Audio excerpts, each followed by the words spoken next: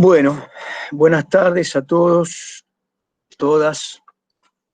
Empiezo por una parroquial. Les agradezco mucho los saludos. No sé de dónde los sacaron, pero calculo que yo en algún momento dije alguna tontera que el 20 iba a ser mi cumpleaños, ¿no? Porque en general no estoy acostumbrado a salutaciones de este tipo, pero bueno, se las agradezco mucho. Bueno, vamos a avanzar. ¿Cuál sería la temática de hoy? No del todo novedosa, pero sí cambia la perspectiva. Vamos a tratar de pensar ahora una línea diacrónica de la ciencia, una breve mirada histórica del pensamiento científico y del accionar científico, o de la ciencia. Eh, eh,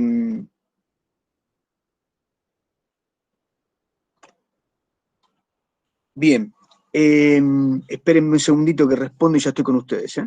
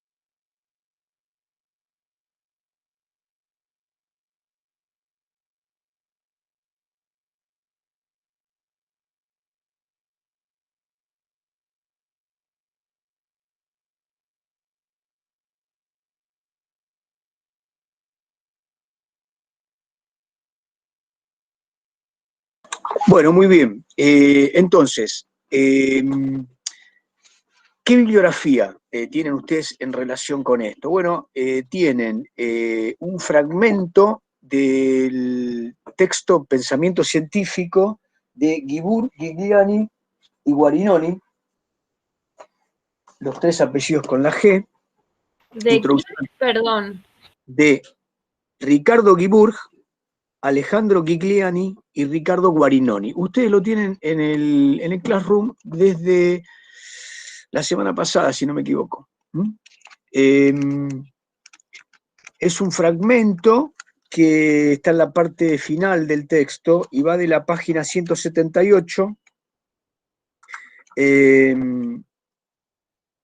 Lo plantean los autores como los orígenes del conocimiento científico y van desarrollando distintas etapas. Y terminan algo así como por la página, ya les digo, 198. Son 20 páginas. Pero además,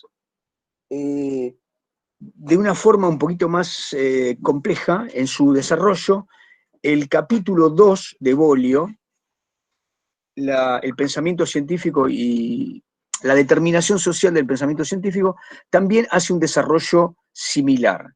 Pero bueno, yo me voy a guiar más o menos por los tópicos que desarrollan Guibur, Gigliani y Guarinoni, y un trabajo posible es que ustedes después al leer ambos textos van a encontrar ahí cruces muy interesantes. Algunos yo se los voy a mencionar.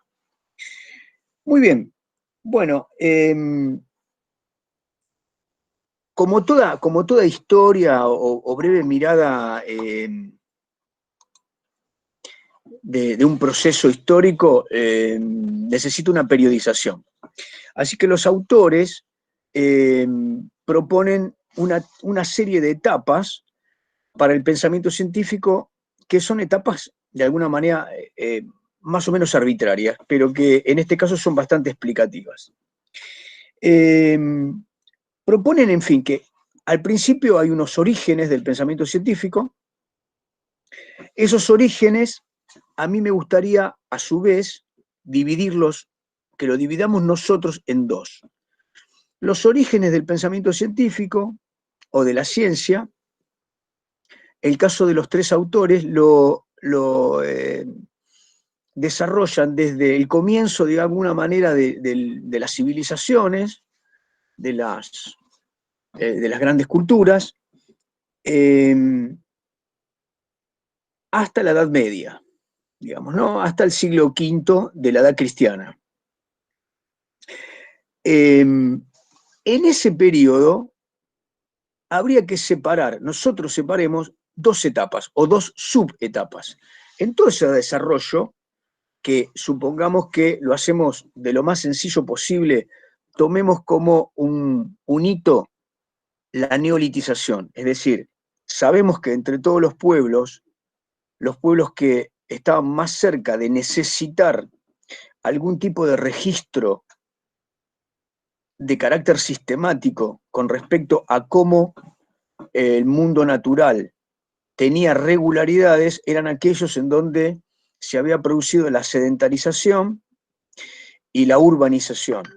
Y entonces, como resultado de estos procesos, sabemos que esos pueblos, diría en un 95%, se dedicaban básicamente, fundamentalmente, a la agricultura. Bien, entonces, esos desarrollos también sabemos que se dieron específicamente en algunos lugares del mundo y no en todos. Comenzaron, digamos, hace 6.000, 7.000 milenios en la Mesopotamia, ¿no? En la Baja Mesopotamia. Entonces, sabemos que corrientes fluviales en un escenario, digamos, no del todo apto para la agricultura, lo que generaban era un proceso natural de inundación y obligaban a los pueblos a tener que realizar lo que se llaman tareas hidráulicas, ¿no? Es decir, había un desarrollo necesariamente hidráulico que implicaba reconducir o manejar ese desborde fluvial, y eso generó casi, les diría como determinación, la posibilidad de extender, de expandir los cultivos. Esa era una condición, el manejo hidráulico. Y obviamente los espacios desde el punto de vista de lo geográfico determinaban la posibilidad de tener muy cerca o de haber tenido muy cerca y a lo largo de muchas generaciones especies vegetales que se fueron seleccionando, ¿no? Esa selección de especies vegetales estuvo dado sobre la cebada, la escanda, ¿no? Lo que puede ser, entre otras, una familia del trigo. Y digamos, esta sistematización de cultivos silvestres, manejo hidráulico, temperaturas acordes, permitió lo que nosotros llamamos, bueno, un nicho de desarrollo primitivo de grandes civilizaciones, ¿no? Excedente alimentario, desarrollo del Estado. En ese esa estructura de desarrollo se da el origen de la escritura.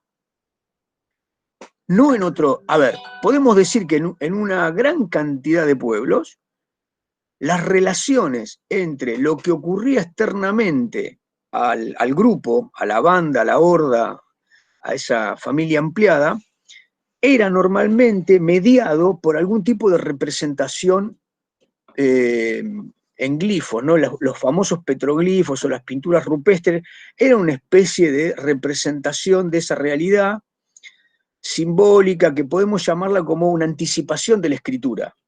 Es decir, las pinturas rupestres eran de alguna manera una mediación entre la ideación del pueblo y las escenas de caza.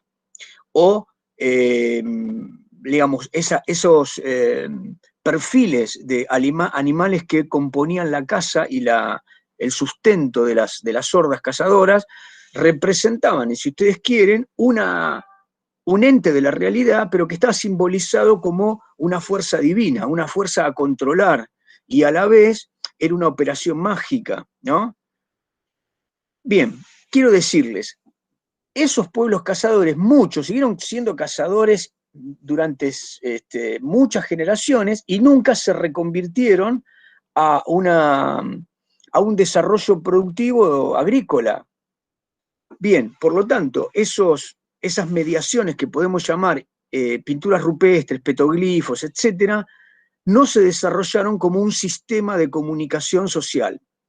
Entonces, yo me estoy refiriendo a la escritura no como esas representaciones anticipatorias, sino como un sistema en el cual una sociedad desarrollada agrícola, con un Estado, necesita diseñar, la palabra diseñar no es correcta, planificar, componer en el tiempo, complejamente, un sistema de signos que permitan la comunicación, ¿no?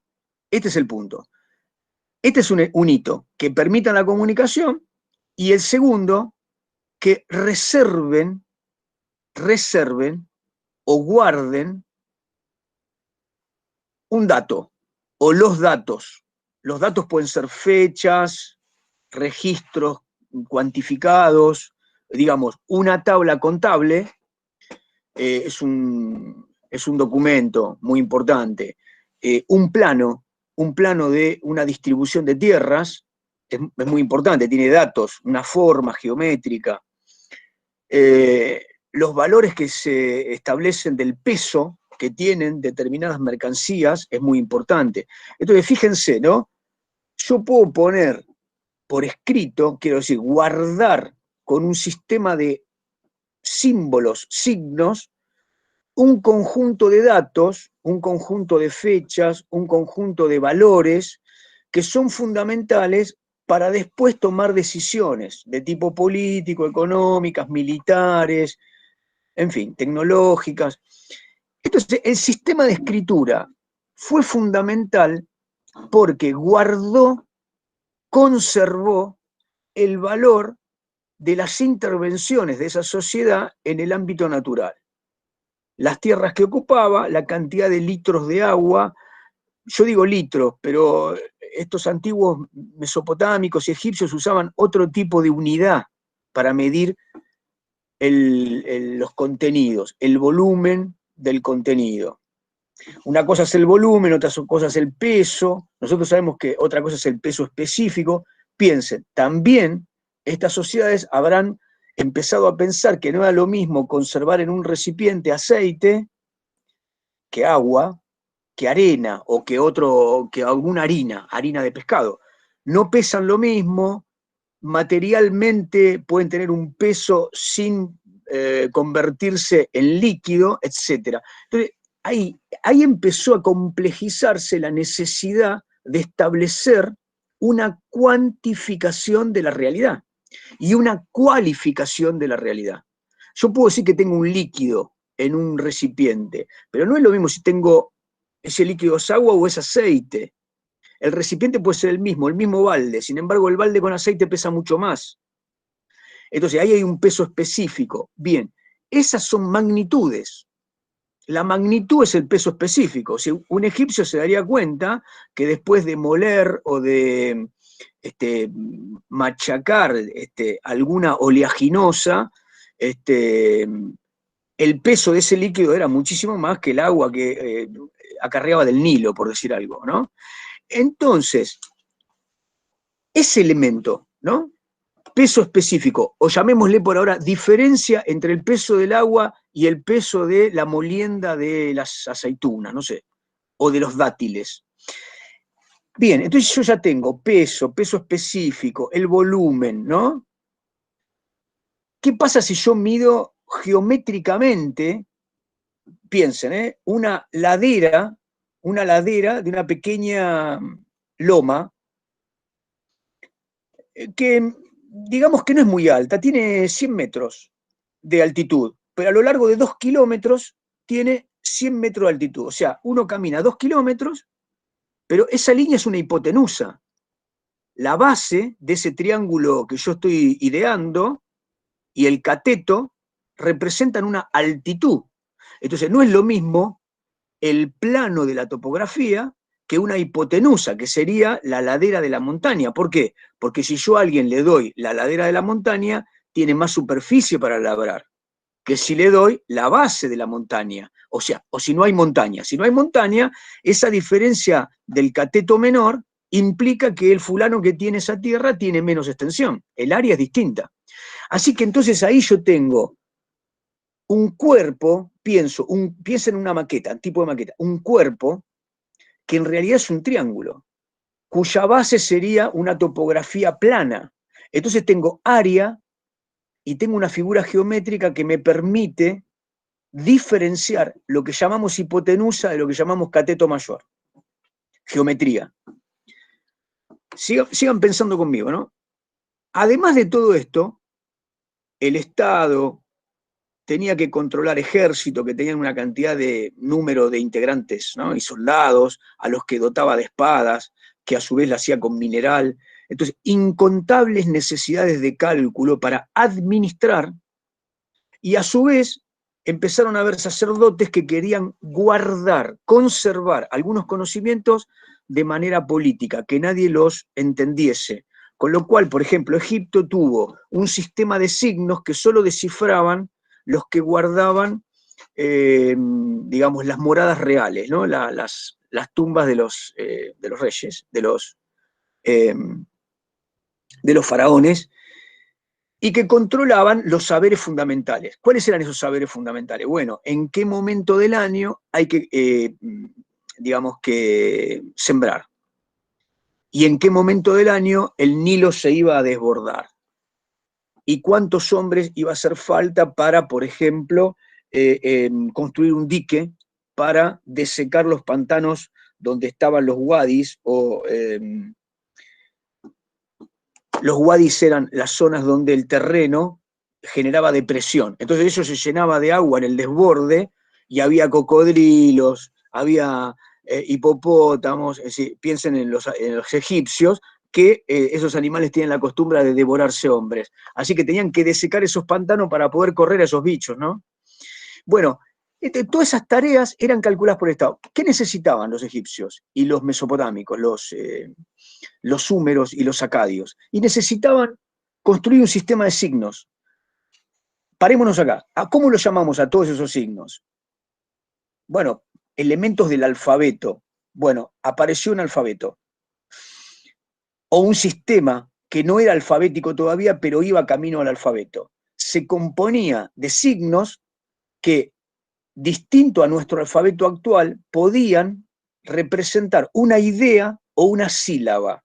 En Egipto podían representar una idea, es decir, una idea con un solo signo. Yo puedo decir el sol sale a la mañana. Y en Mesopotamia, con un solo signo, yo podía decir sí, o la, o mi. Una escritura silábica y una escritura ideográfica. Bueno, después estaba la escritura que todos conocemos, que era criptográfica, ¿no? Lo que hacían era esconder a través de ese sistema lo que estaban de alguna manera esculpida en las lápidas de la entrada de las distintas tumbas.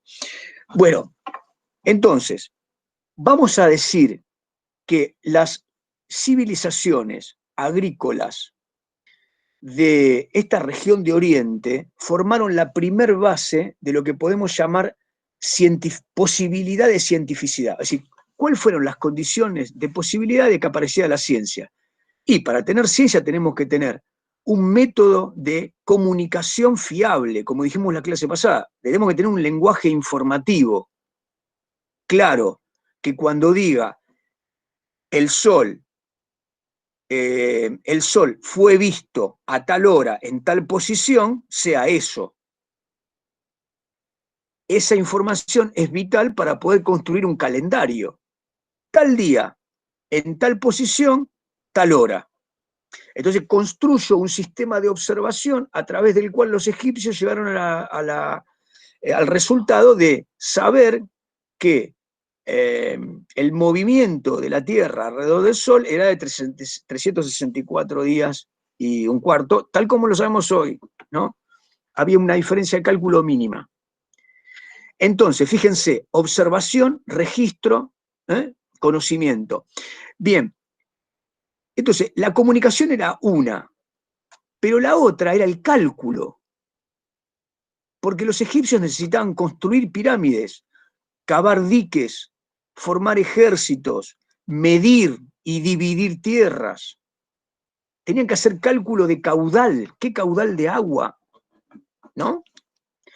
Calculaban velocidades y muchas otras cosas. Por lo tanto, una cosa es lo que podemos llamar letra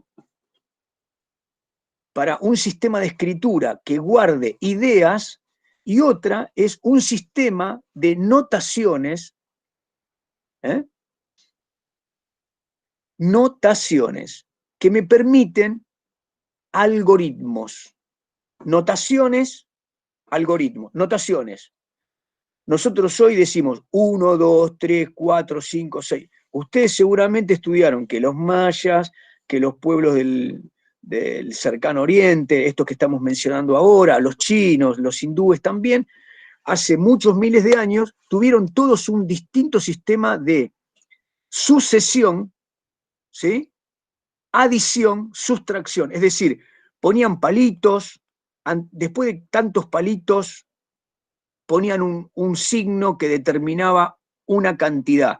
Esos sistemas por lo general fueron de decenas o de cálculo sexagesimal, ¿no? Como tenemos nosotros ahora la hora, 60 segundos, es un minuto, 60 minutos es una hora, etc. Bien, entonces esos sistemas empezaron a medir y a calcular el tiempo, empezaron a medir y a calcular las áreas, empezaron a medir y a calcular las figuras geométricas, ¿no?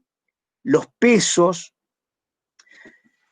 notaciones, algoritmos. Los algoritmos son funciones, suma, resta, división, ¿no? Entonces, todo esto que hoy llamamos cálculo, algoritmo o notaciones, números, signos que representan categorías físicas o variables químicas, etc., todo eso se empezó a desarrollar de manera práctica, pero sistemática, antes de que apareciera la idea de ciencia.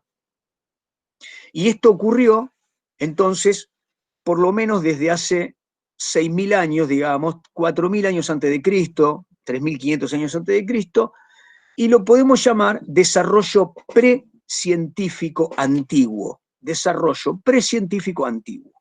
Muy bien, dicen los autores, ¿en qué momento apareció la ciencia? ¿Y qué podríamos decir que fue la ciencia? ¿No? ¿Quién de ustedes es capaz de recordarme qué dijimos de la ciencia? Dijimos que, ¿se acuerdan? Que había aparecido con los griegos. Esto es así. Los autores dicen, el apogeo de la ciencia se da en Grecia. Muy bien. ¿Qué me dicen?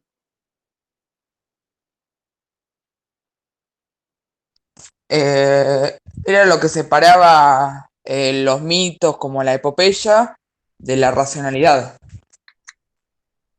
Bien, eso es una parte. Más preciso, a ver. La ciencia es una acción Es una acción humana, social, sistemática, metódica. ¿Qué busca y cómo lo busca?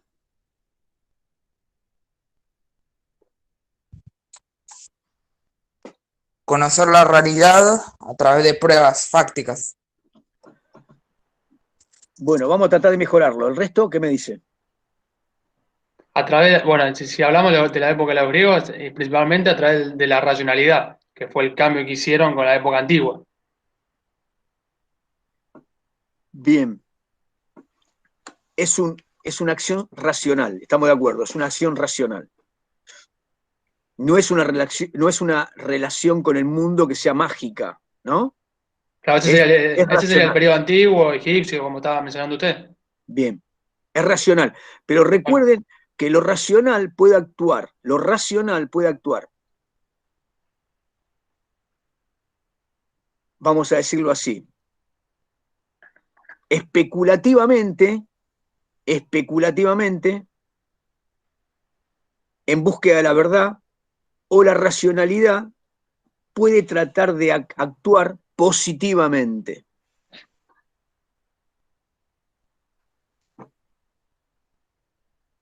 Nosotros todavía entendemos que la razón puede ser especulativa.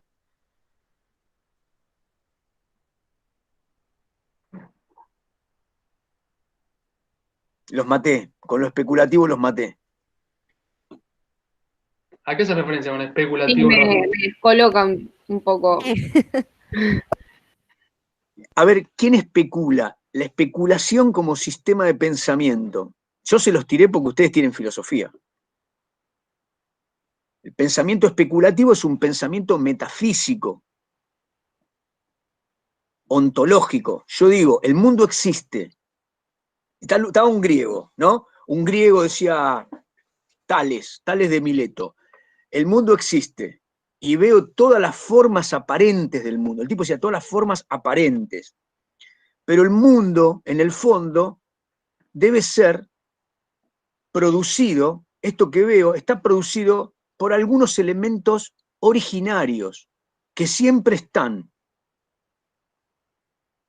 Los presocráticos decían, el mundo, en el fondo, tiene que estar compuesto por algo, por algunos elementos centrales, primitivos, primigenios. Entonces los presocráticos decían, la tierra, el agua, el aire, el fuego, ¿sí? Estuvieron discutiendo, debatiendo, especulando. ¿Por qué? Porque en el fondo todo ese pensamiento no terminaba en la necesidad de una prueba.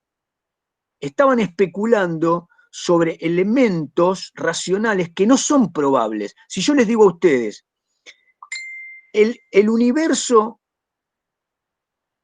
puede ser infinito o puede no ser infinito. ¿Sí? Yo digo, puede ser infinito o puede no ser infinito. Voy a trazar un pensamiento racional alrededor de las posibilidades de la infinitud del universo o de su finitud. Entonces empiezo a especular. ¿A qué puedo apelar? A que haya una fuerza creadora que tuvo la voluntad de decir esto sea de esta manera y le pongo un límite. ¿Entienden? Entonces, eso es probable, se puede probar esa especulación metafísica que está más allá de la naturaleza. Physis es naturaleza, meta que está más allá. La metafísica es una parte de la filosofía que me permite especular sobre las causas últimas, las causas lejanas, las causas primitivas. Por ejemplo, la pregunta, ¿todo lo que existe puede existir sin alguna razón? Es decir, todo lo que existe, el universo y nosotros, ¿podemos ser fruto del azar? ¿El azar es posible?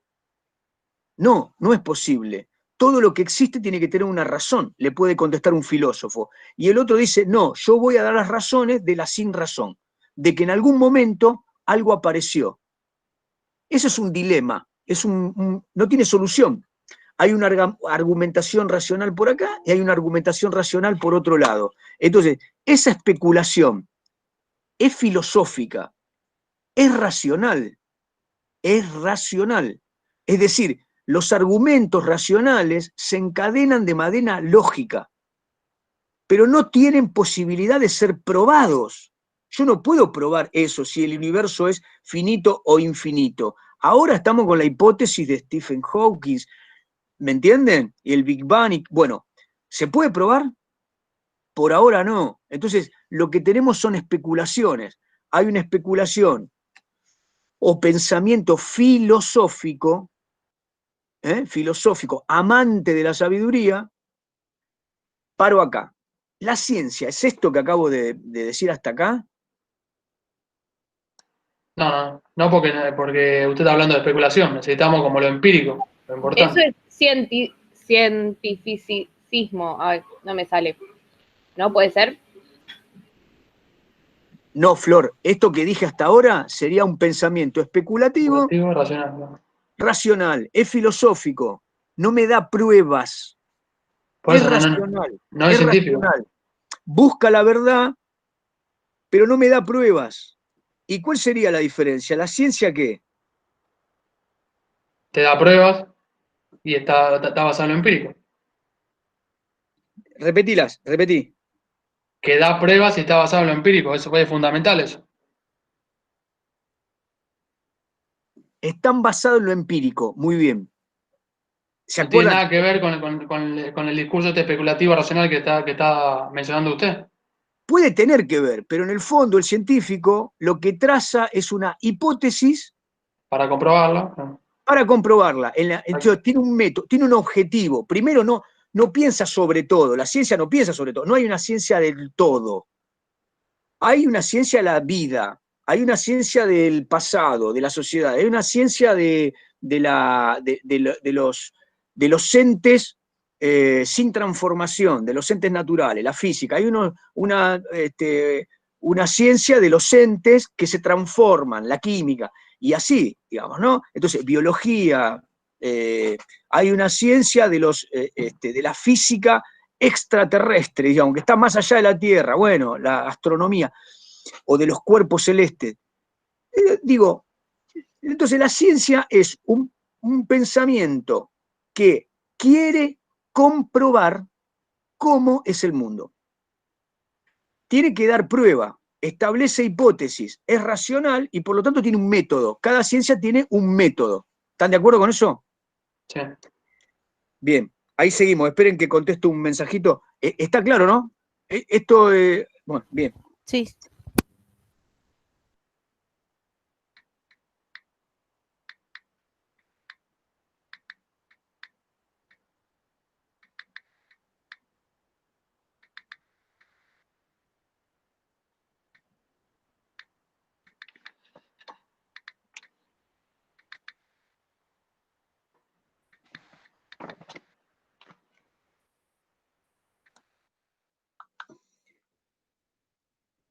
Bueno, continuemos.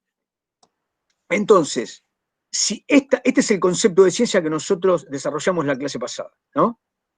Es decir, ¿se acuerdan que dijimos? Las ciencias establecen un discurso sobre la realidad que anticipa el conocimiento de la realidad, que lo llamamos hipótesis. El conjunto de hipótesis que tiene una ciencia se va comprobando con un método bastante complejo, ¿no? Ese método es una forma de medir, comprobar la realidad, experimentar en la realidad, etc. Cada disciplina puede o no comprobar en la realidad, porque, digamos, ¿se acuerdan cuando hablamos de historia? El método histórico es bastante indirecto. No podemos ir a hablar con Rosas porque el tipo está recontramuerto y los que vivieron junto con él, pero sí podemos acceder a lo que dejaron escrito sobre él y podemos ir a una cantidad de fuentes de la época de Rosas. Pero ese conocimiento tiene una mediación a través de las fuentes escritas, documentales, arqueológicas, etc.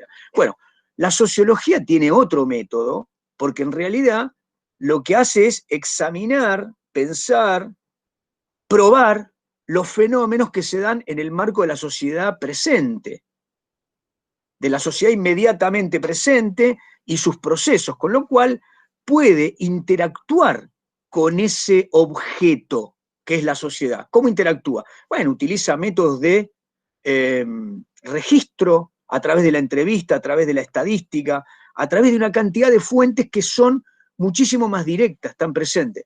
Estoy dando un ejemplo como para que se entienda que en cada ciencia el método y lo que llamamos campo empírico tienen su propia complejidad. ¿Estamos bien hasta acá? Bien.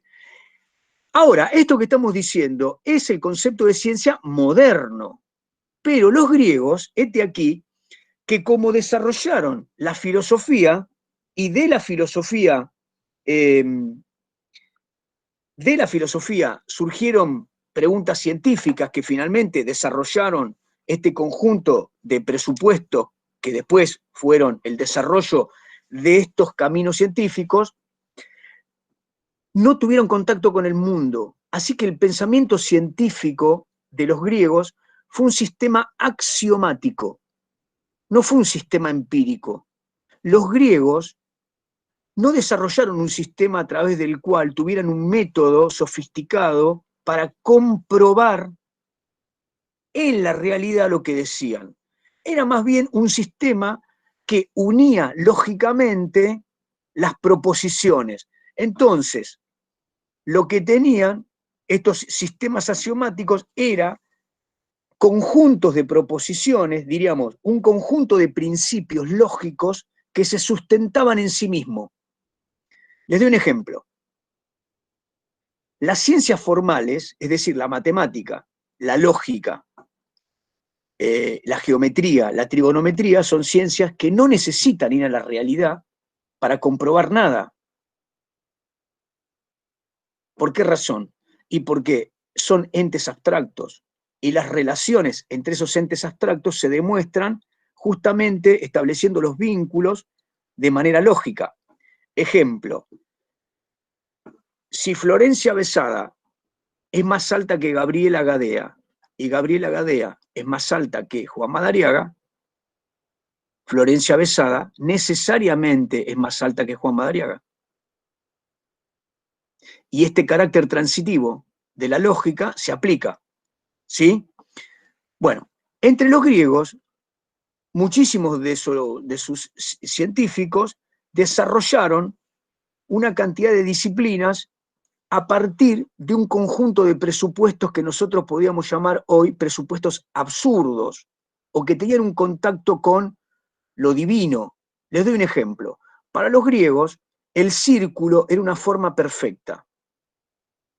Por lo tanto, para ellos, el universo tenía que ser circular. Los planetas no podían no ser circulares. Las órbitas de los planetas debían ser circulares. ¿Podían probar eso? No, ni se preocuparon por probarlo.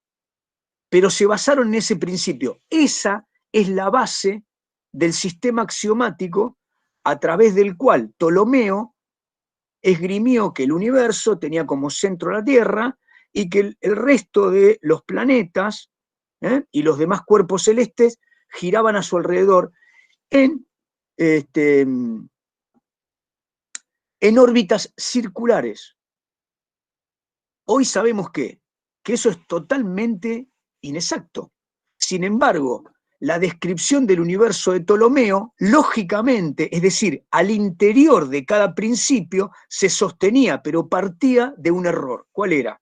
Tomaron como punto de referencia, como principio filosófico, que el mundo tenía que ser circular porque para ellos el círculo era la forma perfecta. ¿Sí? De la misma forma, desarrollaron sistemas,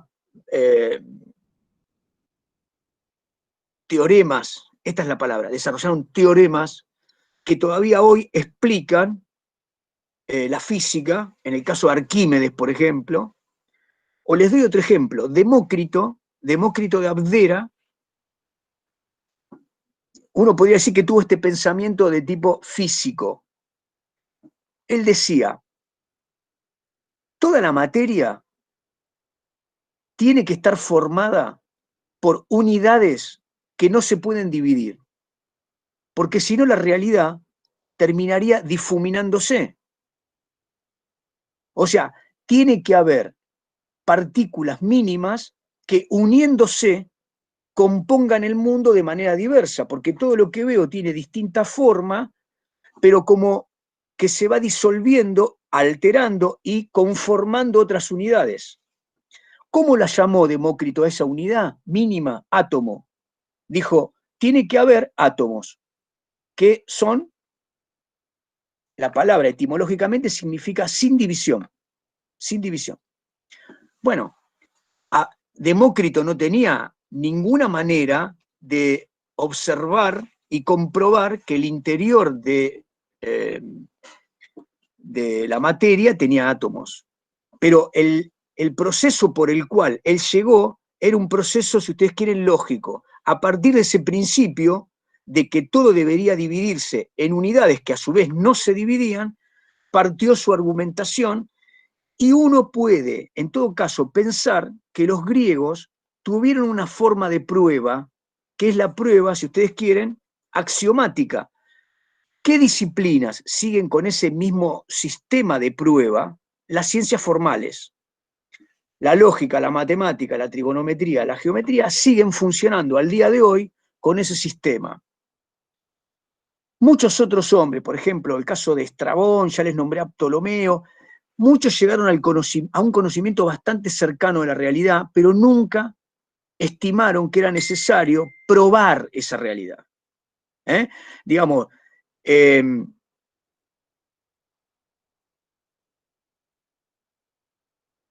conocieron la Tierra, o sea, desarrollaron la geografía, pero nunca midieron la circunferencia de la Tierra, es decir, el perímetro del Ecuador, lo calcularon, pero sin embargo lo calcularon, digamos, por un método axiomático, matemático.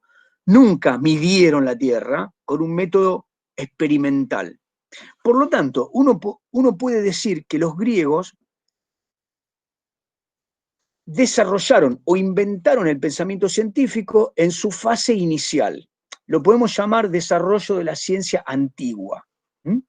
Bien, nos quedamos con este concepto por ahí. Yo quiero que me respondan si se entendió lo que les acabo de decir.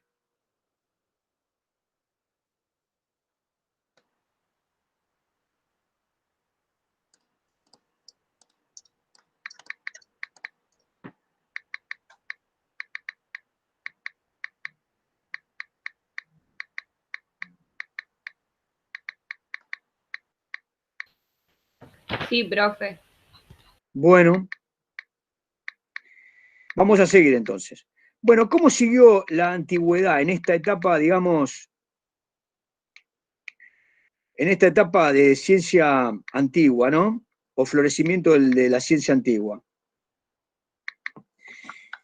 Bueno, los griegos fueron continuados por los romanos. Los romanos, dicen los autores, tuvieron un carácter mucho más práctico. Pero, ¿qué quiere decir práctico? Pragmático. Bueno, desarrollaron un método de modificación de la realidad a partir de una acción concreta. Por ejemplo, desarrollaron el derecho o la arquitectura. Esto nos lleva a pensar lo siguiente. No desarrollaron un sistema que probara las hipótesis o el desarrollo científico. Continuaron, sostuvieron lo que los griegos habían diseñado. No pudieron avanzar en términos de lo que llamaríamos pensamiento científico. No obstante, desarrollaron lo que hoy llamaríamos la aplicación de muchos de esos pensamientos en un marco de acción. Hoy lo llamaríamos tecnológico, ¿no? Marco tecnológico. Muy bien. La segunda etapa, que comenzaría en la Edad Media para los autores, para Giuliani, Guarinoni y Guibur, es el que llaman congelamiento de la ciencia. Bueno, ¿qué dicen que ocurrió? Bueno, lo que ocurrió fue que el avance en el occidente, ¿no? Es decir, en Europa, en el Mediterráneo, de las fuerzas bárbaras, es decir, los eslavos, pero sobre todo los germanos, algunos pueblos del centro de Asia, que destruyeron buena parte de las condiciones políticas del Imperio Romano, lo que produjeron fue, bueno, el avance de un periodo, llamémosle, de irracionalidad. Cuando digo racionalidad, ¿a qué me refiero? No irracionalidad en el sentido general completo, sino el avance del llamado criterio de autoridad. Lo que pasó dentro de Europa fue que el soporte de la cultura antigua solo tuvo como posibilidad la estructura eclesiástica. Fueron los monjes, los integrantes de la iglesia, aquellos que conservaron la cultura escrita, y bien que fueron un porcentaje mínimo de la población, y lo que triunfó entre ellos fue el criterio de autoridad, es decir, un mundo que se había vuelto claramente cristiano, y después católico, luchaba contra el avance de una destrucción de la cultura antigua, ¿no? A lo largo de muchos siglos, por lo menos hasta el siglo XI o XII, el movimiento de pueblos, las invasiones permanentes, la expansión de los árabes y demás, hizo que la cultura occidental se retrajera, hubiese un reflujo, y eso guardó la cultura, pero además la guardó de una manera muy particular. El clero lo que hizo fue llevar a cabo una furibunda censura del desarrollo de la filosofía y la ciencia antigua, y en esa destrucción, buena parte del acervo cultural greco-romano se perdió. Pero aún así, la que se conservaba fue sometida al criterio de autoridad. Es decir, todo aquello que griegos y romanos decían del mundo, pero no estaba comprometido o no respetaba el criterio de autoridad del pontífice, del papa, de las sagradas escrituras y del dominio jerárquico de la estructura de la iglesia, era sometido a un criterio de censura.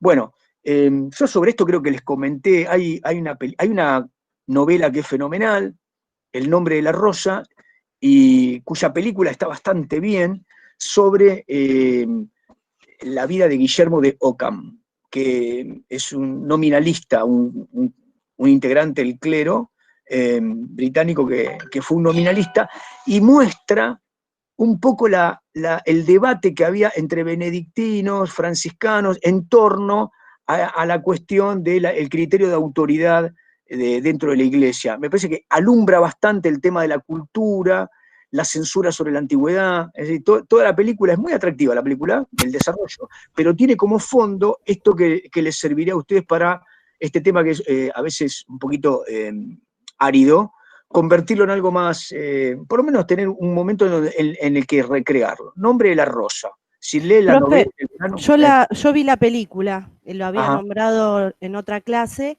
y sí se manifiesta muy bien lo que es el mito y todo lo que metía la iglesia con el tema, por ejemplo, de las brujas, de la hechicería y todo eso, y el protagonista, no me acuerdo los nombres, ¿no? Pero bueno, se me fue también el nombre de este actor que interpretaba el cura que intervenía con los métodos más racionales, de pensar, de buscar, no murió por mano del demonio, sino por algo, se resbaló, cayó, le buscaba si se quiere claro, decir, la cientificidad de los hechos, no solamente lo mitológico.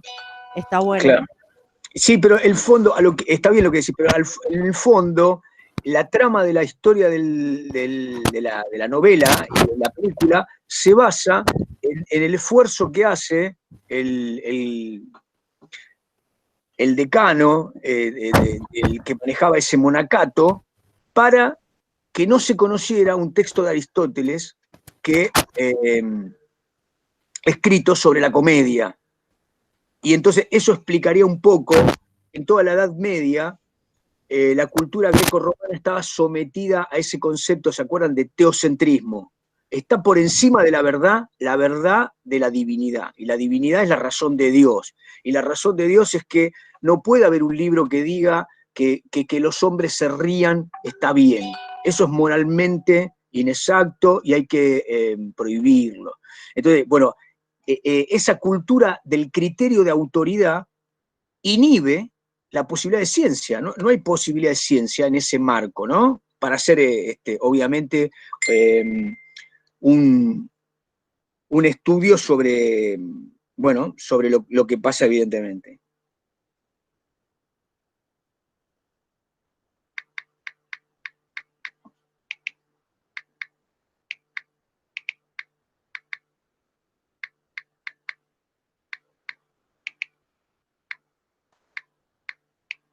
Muy bien.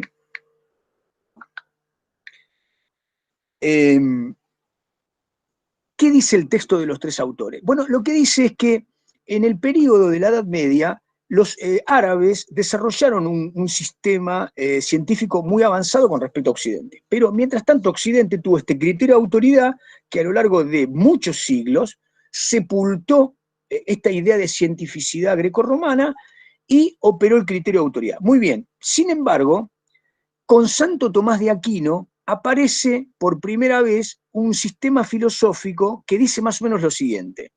Santo Tomás de Aquino dice: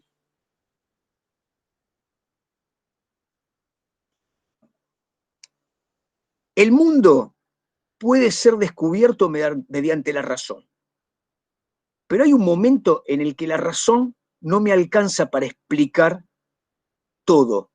En el momento que la razón encuentra su límite, hace falta la fe. Entonces, la filosofía de Santo Tomás de Aquino lo que hace es unir el pensamiento aristotélico, que había sido el filósofo más grande de la antigüedad, con la posibilidad de una apertura a los conocimientos filosóficos y científicos anteriores a la Edad Media. Bueno, esto ocurrió en el siglo XIII, los años 1200. A partir de ahí se retoma buena parte de lo que aparecía como ciencia de los griegos. Pero ¿qué pasa? Se la toma con un criterio de autoridad, es decir, se toma a Ptolomeo y se dice Ptolomeo es dogma. Se toma, por ejemplo, a Demócrito, Demócrito es dogma. Entonces, aquellos sistemas de pensamiento científico de los griegos ahora son congelados. Por lo tanto, hoy sabemos que se impone nuevamente un criterio de autoridad que aunque tuviese cientificidad en el periodo grecorromano, no tenía la natural necesidad de la ciencia. ¿Cuál es la necesidad de la ciencia? La duda, la incerteza y la búsqueda de modificar el error con una nueva investigación. Entonces, todo ese sistema era obturado. Muy bien. ¿Cuándo aparece la nueva etapa? Bueno, la nueva etapa aparece en el siglo XV-XVI, los años 1500, para redondear. Bueno, ahí aparece la revolución empírica. Esa revolución empírica en algunos textos aparece como revolución científica, o algunos hablan de la revolución copernicana. ¿Qué es lo que sucede en el siglo XV? Creo que habíamos hablado con ustedes la vez pasada respecto de que en ese periodo, creo que les di una clase sobre eso, bueno, se expande el sistema comercial, se buscan rutas, aparece la necesidad de viajes de ultramar, se van a buscar caminos para el comercio con el Oriente. Hay un avance de Occidente enviando cruzadas al Oriente. Hay un comercio que modifica la estructura productiva, o por lo menos las expectativas del feudalismo europeo. Todos esos movimientos determinan la necesidad de resolver nuevos problemas prácticos. Y de esa resolución de problemas prácticos hay una emergencia de dudas respecto de la velocidad en el mar, la necesidad de medir los astros, la necesidad de conocer efectivamente los continentes y el planeta, las dimensiones. Hay necesidad física y química de un montón de cuestiones nuevas por el arte de la guerra, por el arte productivo, porque hay fenomenales hambrunas y pestes, ¿no? Europa va a estar sometida muchos siglos a pestes fenomenales, siglo XIV. Por lo tanto, el crecimiento de la productividad, la necesidad de expandir el arte de la guerra hace que la minería necesite profundizar su acción, y esto trae problemas físicos, la extracción del agua de las minas. La propia producción de metal necesitaba hornos que fueran más eficientes, y bueno, ahí el problema de obtener mayor calor estaba también limitado con los conocimientos de la época. En fin, por todas estas razones, hacen que aquellos que se llamaban alquimistas, que trataban de encontrar mediante la alquimia algo que produjera que todos los objetos se convirtieran en oro, pero esto, si ustedes quieren, tómenlo como una utopía. En el fondo lo que hacían era experimentar físico-químicamente. Bueno, Lo mismo pasaba con la anatomía, es que terminaba curando todas las enfermedades del mismo método y en realidad lo que hacía era producir más muerte. O, por ejemplo, las dudas que generaba que las ciudades que tenían sus muertos en las grandes pestes, las tenían adentro de la ciudad, terminaban siendo ciudades que tenían mucho más muertos. Se descubre entonces que los cuerpos todavía conservaban la razón de la expansión de la epidemia, ¿no? Lo que hoy llamamos virus, microbios, gérmenes, en esos muertos. Entonces nace la idea de la necesidad del cementerio o de cremar los cuerpos. Bueno, todo esto pasa en esos siglos. Y eso alimenta la necesidad de resolver esos problemas. Todas esas preguntas terminan, lo voy a hacer corto acá, en lo que se llama método experimental. Lo crea Galileo Galilei, un italiano que vivía en Pisa y que era físico y que de alguna manera es el referente de la época. Bueno, este Galileo Galilei lo que genera es el método por el cual la ciencia debe conducirse solo y solo sí a través de una hipótesis que es un marco anticipatorio, pero que ese marco anticipatorio debe ser comprobado a través de una experiencia. Ese marco experiencial o esa comprobación regulada da como resultado si la hipótesis fue confirmada o no. Y si no es confirmada, hay que alterar entonces esa hipótesis, modificarla, hasta encontrar qué. Bueno, Galileo y los hombres de la época entienden que hay que encontrar una ley. ¿Qué sería una ley? Un enunciado que permite conocer cómo se comporta un fenómeno siempre y en todo lugar.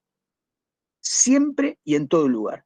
¿Entienden? Si yo digo caída libre de los cuerpos, o fuerza gravitacional, o masa, o velocidad, o aceleración, todo, o punto ignífugo, o punto de fusión, todo esto que para nosotros hoy es fácil de entender, es estudiado de una manera profunda e intensa a partir del método experimental que lo crea Galileo. ¿Cuáles son las ciencias? ¿Cuál es la ciencia que aparece como el modelo de desarrollo de la ciencia experimental? La física. Entonces, la física, dicen los autores, con Galileo, después con Tycho Brahe, que es un finlandés, y después con Kepler, lo que hacen es diseñar un primer modelo de lo que sería el movimiento de los objetos en la Tierra y el movimiento y los fenómenos de los objetos fuera de la Tierra, los cuerpos celestes, ¿no? Todo eso diseña una física terrestre y una física celeste, la astronomía. Bien, el que corona todo este desarrollo experimental es Newton, y termina por diseñar un modelo de física en el siglo XVII, en los años 1600. Bien, entonces, lo que tenemos acá es la ciencia moderna, repito, es empírica porque tiene un método experimental. Muy bien, los autores dicen que este desarrollo científico podría pensarse por etapas, pero en general tiene continuidad. Toda Europa va difundiendo por el mundo el triunfo del avance de estas disciplinas, la ciencia como física, como química, después como biología, como astronomía, avanza descubriendo y haciendo que el mundo se unifique cada vez más para el transporte, para la producción, para el comercio, ¿no? Para el cálculo de una gran cantidad de cuestiones prácticas. Esto hace, en buena medida, que la tecnología en Europa, como aplicación práctica de los conocimientos puros, también avance muy aceleradamente en el arte de la guerra, en el arte de la producción.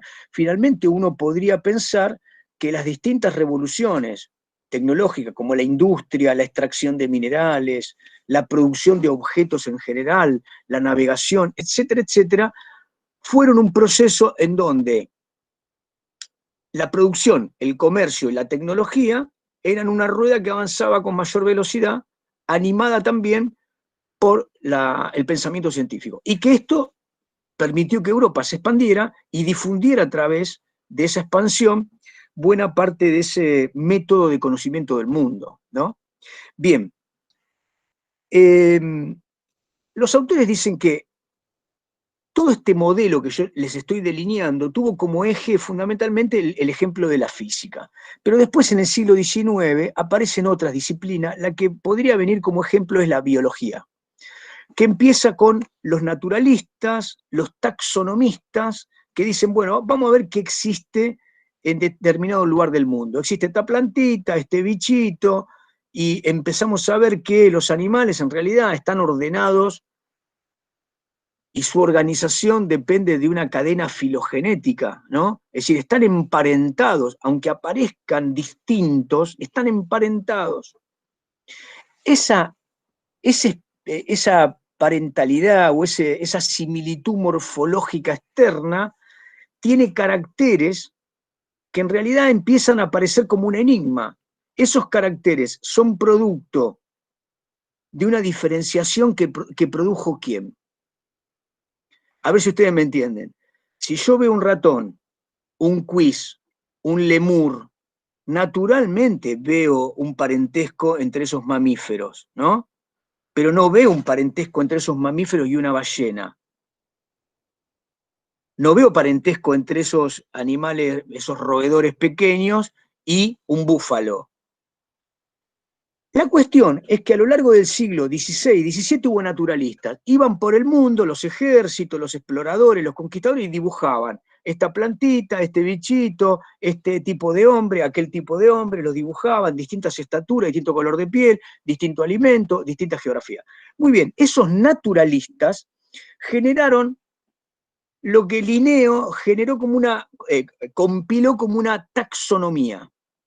La taxonomía permite entender que todos los diversos organismos del planeta con vida tenían un contacto con una forma anterior de la cual habían surgido. Sin embargo, en el siglo XIX reinaba, siglo XVIII todavía, la idea del creacionismo. Europa era profundamente religiosa, católica, y entendían que todo lo que existía era fruto del creacionismo, y había una creación y el mundo natural respondía a un plan. Sin embargo, la biología lo que vino es a negar el creacionismo y a difundir la idea de una multiplicidad diversa de cambios entre los organismos vivos debidos a qué? A la alteración del entorno. Ese entorno, humedad, temperatura, alimento, condiciones atmosféricas, hizo que muchos de los caracteres externos de las distintas especies fuesen variando en el tiempo, y en la medida que esos cambios externos fueron muy drásticos, hubo algunas de esas especies que se extinguieron. Es decir, todo esto que a nosotros nos resulta ahora, lo que yo estoy diciendo casi es que el agua moja, bien fácil.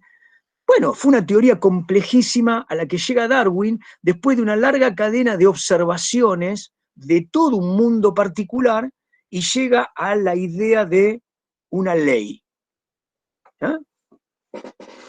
Digamos, la ley de la evolución generó un gran clima conflictivo entre el creacionismo y esto que venía a decir que en realidad la vida era en todo caso un conflicto entre la naturaleza y sus condiciones, ¿no? La condición de la propia vida que iba alterándose e iba mutando, y bueno, y en ese camino de mutación estaba, obviamente, estábamos nosotros, ¿no? Los homínidos. Entonces el proceso de hominización negaba, en buena medida, la creación del alma.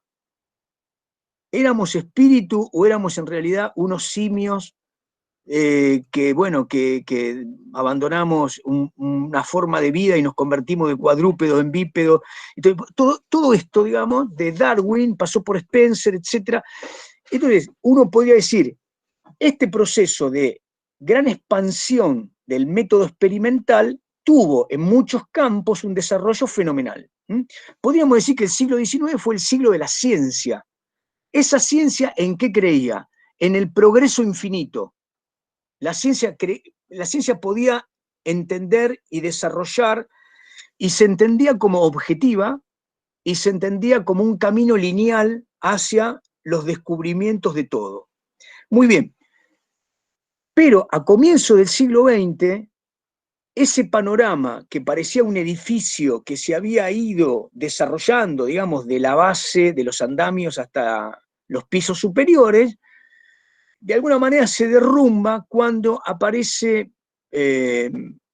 las primeras grandes teorías que se oponen a lo que se había dicho en el siglo anterior o a lo que se estaba diciendo. Por ejemplo, Einstein dice, a partir de las primeras 2 décadas del siglo, la segunda década, empieza a esbozar una teoría que dice, bueno, el espacio y el tiempo no son categorías absolutas. No es que el espacio es siempre igual a sí mismo y esa dimensión es inalterable, igual que el tiempo. ¿Entienden? Es difícil de pensar esto, porque el tipo dijo algo que, digamos, era la base. Nadie pensaba que el espacio y el tiempo podían ser categorías que no fuesen iguales a sí mismas. Y él dice, no son iguales a sí mismas porque, a ver cómo decirlo, los patrones de velocidades en los cuales las materias y la energía se mueven en la Tierra, tienen en ese marco un comportamiento regular.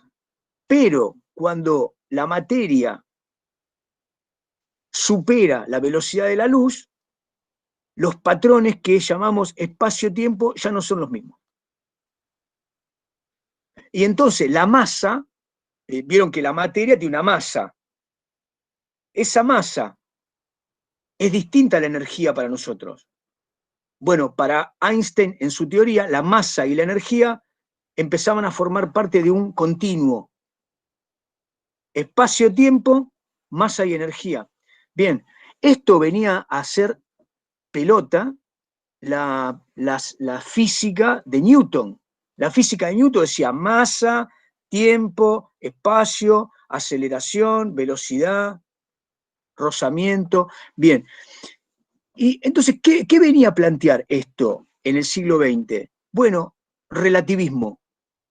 Lo que empezó a pasar es que los conocimientos que se habían logrado durante varios siglos como un desarrollo continuo empezaron a mostrar anomalías. Lo que se decía en el siglo XVIII y XIX ya ahora era contradicho por nuevas experiencias que demostraban que el mundo no siempre era como se había dicho que era. De cualquier modo, vamos a decirlo así, Copérnico había demostrado que Ptolomeo había dicho que la Tierra era el centro del sistema cósmico, pero que se había basado en un axioma arbitrario. Ahora, Copérnico había demostrado que la Tierra tenía movimientos y que en realidad era la Tierra la que se movía alrededor del Sol. Pero Copérnico no había alcanzado a ver que todo eso, a su vez, se movía en un universo que también se movía. Y acá la complico, ¿no? Si yo tengo algo quieto en el universo, si yo tengo un punto quieto y todo se mueve alrededor de él, tengo un parámetro. Ahora, Ptolomeo había dicho, la Tierra está inmóvil y todo se mueve alrededor de ella.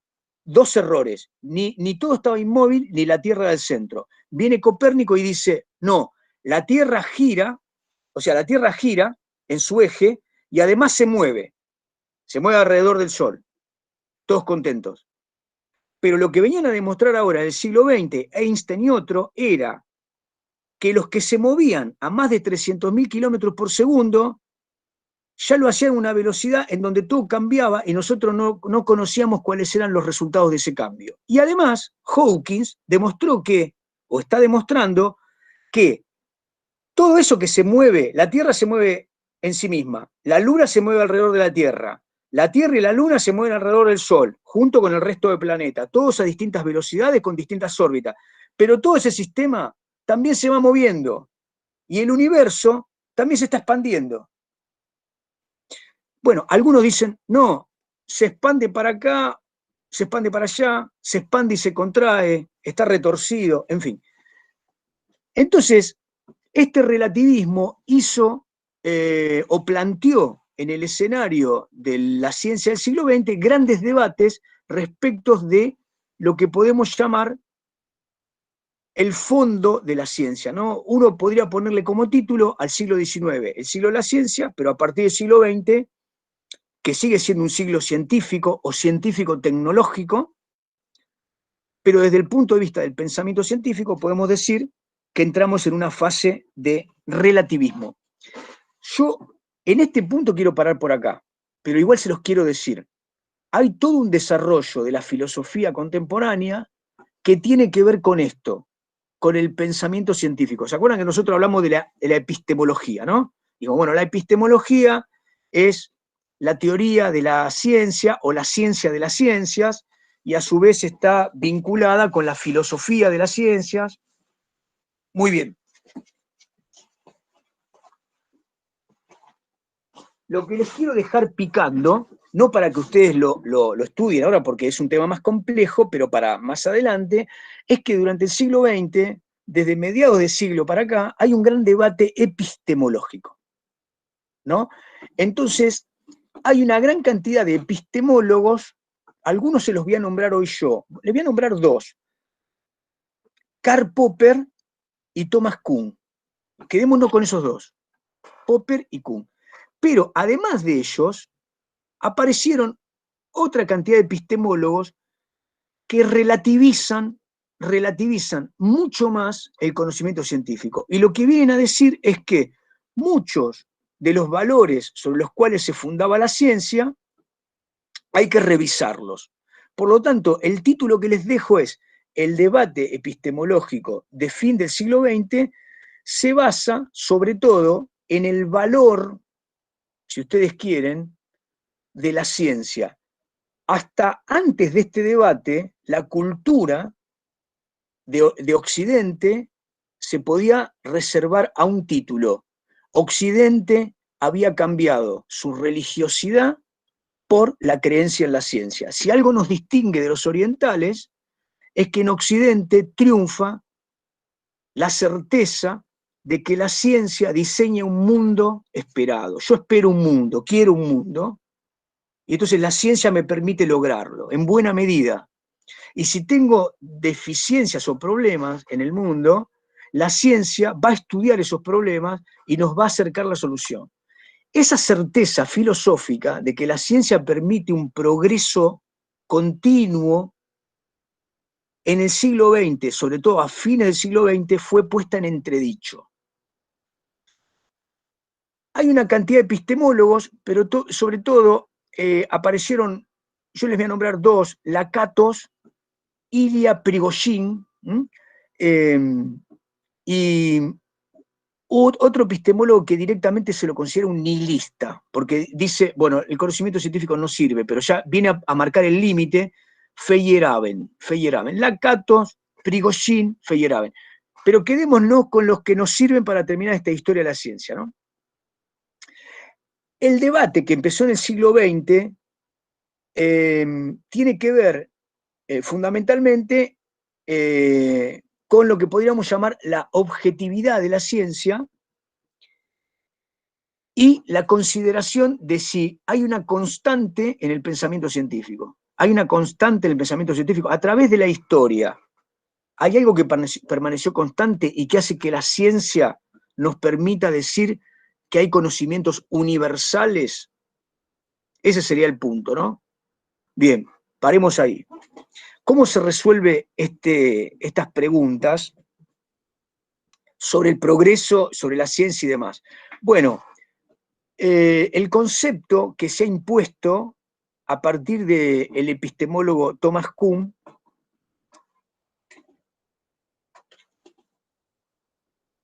es el concepto de paradigma, que seguramente ustedes lo habrán escuchado varias veces, ¿no? Paradigma. Bueno. Thomas Kuhn, obviamente, es un científico, pero terminó haciendo una historia de la ciencia en un libro que se llama La estructura de las revoluciones científicas. La estructura de las revoluciones científicas. Entonces, lo que dice Thomas Kuhn es que no es posible comparar la ciencia, el accionar de la ciencia, ni el pensamiento científico de distintas épocas, no es posible comparar. No habría continuidad. O sea, lo que dice Kuhn es, no es verdad que haya posibilidad de pensar que hay un crecimiento y un progreso continuo de la ciencia.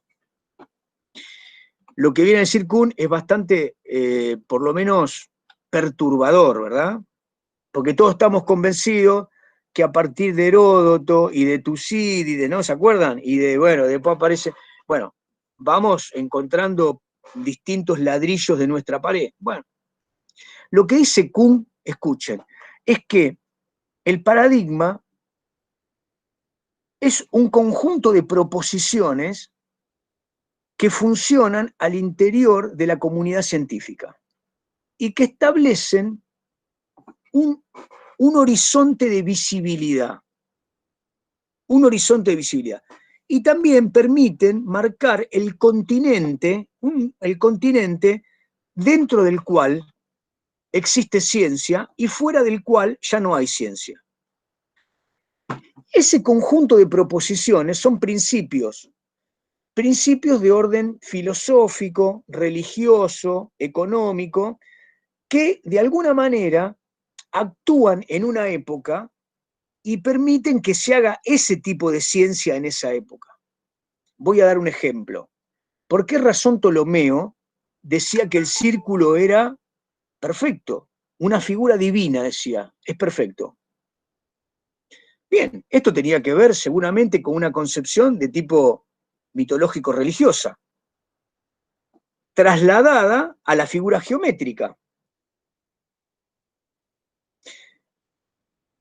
Ese principio les sirvió como base del axioma a través del cual elaboró ese sustento científico, ¿no? Voy a otro ejemplo.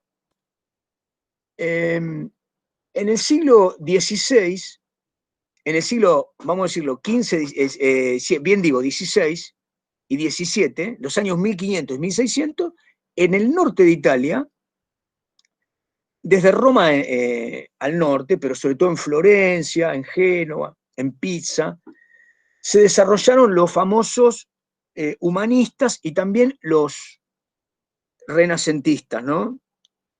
Esos renacentistas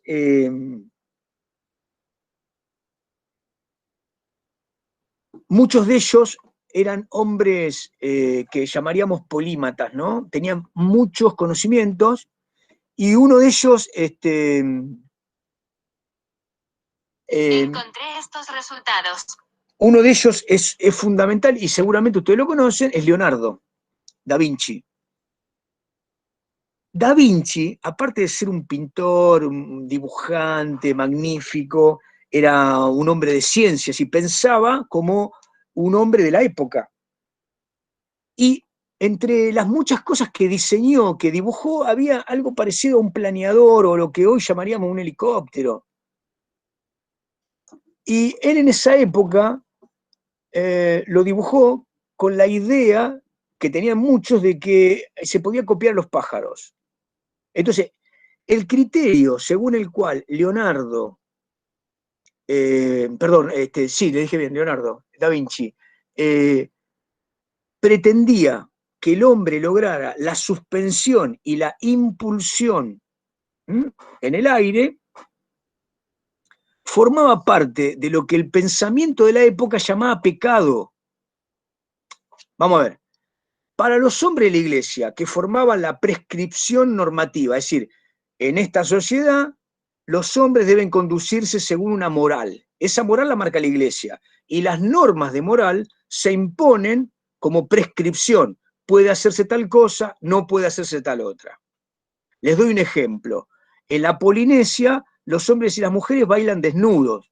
Si nosotros hacemos eso mañana, la policía nos lleva a la seccional. Ustedes dicen, ¿pero qué pasó? Bueno, es una prescripción. Esa prescripción normativa, hay una norma. ¿De dónde surge? Y de un criterio de modalidad. Esa moralidad, ¿de dónde surge? Y de las costumbres. Y esas costumbres, ¿es dónde se imponen? En la política. Pero bueno, todos nosotros sentimos que es bastante impúdico andar desnudo por la calle, que genera un tipo de conducta que entre nosotros no es normal. Los polinesios no sienten eso y no tienen esas normas. Vuelvo al punto.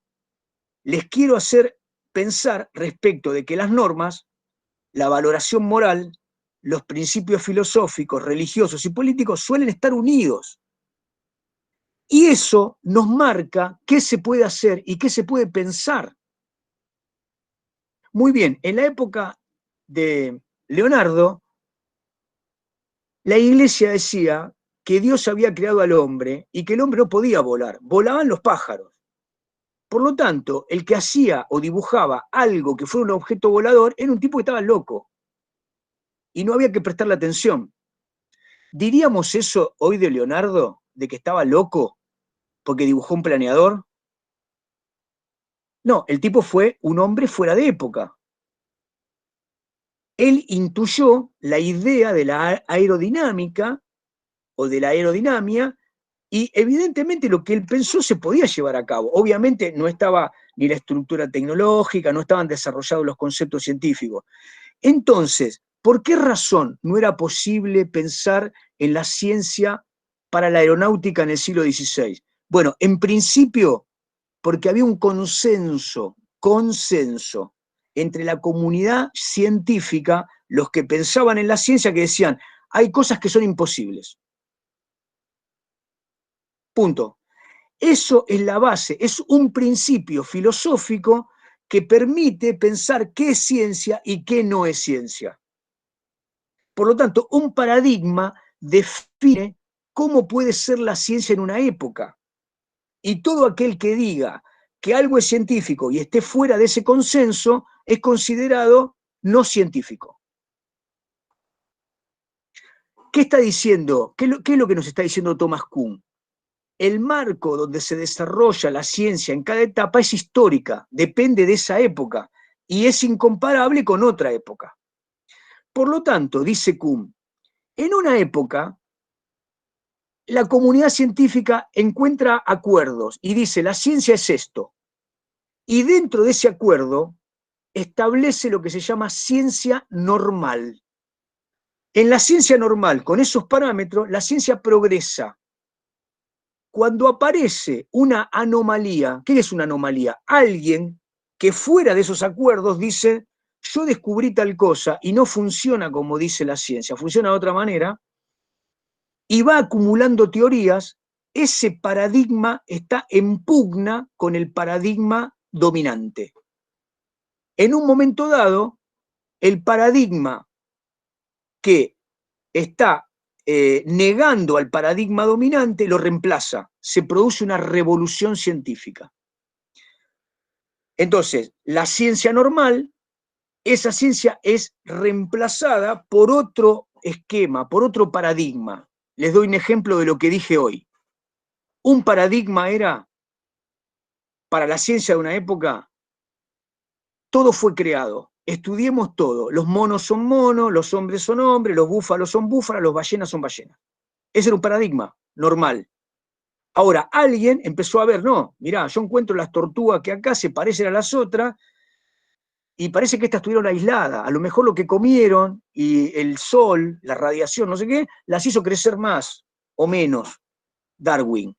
Y finalmente Darwin acumuló, en un momento Darwin dice, no, eran todas iguales un día, estaban en un continente, después el continente se separó, estas quedaron aisladas y mutaron, y sus características las hicieron distintas. Y otras se extinguieron. Entonces aparece la teoría de la evolución. El paradigma darwinista reemplaza al paradigma creacionista. ¿Está bien? ¿Me siguen hasta acá? Bien. Darwin decía que el paradigma era una mutación más o menos continua. Después de un tiempo vieron otros científicos, por ejemplo, que estudiaron la filogénesis de los antropoides de nosotros, Stephen Gould, y dijo, no, la mutación dentro de los mamíferos superiores fue, en vez de ser así, fue así. O fueron varias paralelas, no sabemos cómo se dio. Ese es otro paradigma. Entonces, lo que nos viene a decir Kuhn es, la ciencia tiene, como toda actividad humana, acuerdos epocales que de ninguna manera nos permiten decir que hay universales históricos. No es que la ciencia se desarrolla de manera uniforme a lo largo del tiempo.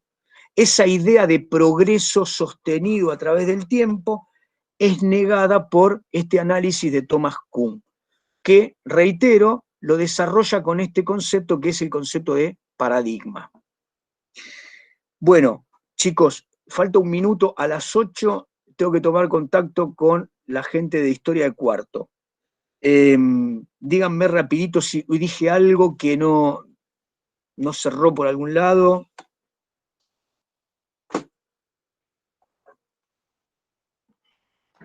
No, lo último bien, o sea, no hubo dificultad en lo que iba a Bueno, decir. escuchen una cosa. Yo desarrollé lo que dice Guibur, Gigliari Guarinoni. Cuando ustedes lean el capítulo 2 de Bollio, van a encontrar muchos puntos de contacto, pero la periodización, por ejemplo, que toma es de Bachelard. Pero Bachelard no dice lo mismo, no separa en tantas etapas. A mí me parece que esta periodización explica mejor. Pero bueno, como ustedes tienen que leer ambos, después me dirán cuando charlemos. Bueno, cualquier cosa, cualquier problemita de entrega, vayan entregando, por favor, ¿sí? Seguimos charlando. Nos encontramos el miércoles que viene. Paro la grabación, díganle a los compañeros, paro la grabación, no mando ningún texto porque estamos hablando de lo que ya envié en la clase pasada y nos vemos el miércoles que viene. Muy bien, perfecto. Hasta luego, profe. Abrazo. Chao, profe. Chao, Chao. con paz. Chau, chau. Chau, buenas noches a todos. Chau, chau.